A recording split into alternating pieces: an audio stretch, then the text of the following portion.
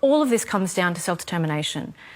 It is about self-determination and occupied peoples who have the right to self-determination. Whether we talk about the Palestinians or the West Papuans, we are giving a huge amount of press time and air coverage to what's happening in Gaza, and it's right and proper we do. It is a terrible conflict.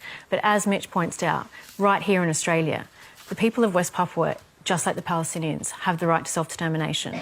There is a solution. They have the right to determine their own future. Indonesia is an unlawful occupier. There is an ongoing military operation right now, just as it was happening in Palestine, with a complete media blockout, and there is absolutely zero conversation in the Australian media about it. We need to start paying more attention to the unlawful occupation happening right on our doorstep. Isn't part of the problem there that it's virtually impossible to actually get into West Papua, even without COVID? That's right. Indonesia is refusing to allow international media, refusing to allow visits from the UN, despite Australia and more than half of the UN's member states calling upon Indonesia to allow access, because we need to see what's actually happening. We're getting reports of displacement of civilians, killing of children, disproportionate targeting of civilians, calling civilians, Indigenous West Papuans, terrorists and targeting them. It is an awful situation.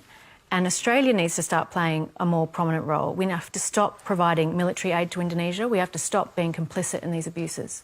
Dave Sharma, is that a sensible suggestion? Look, I think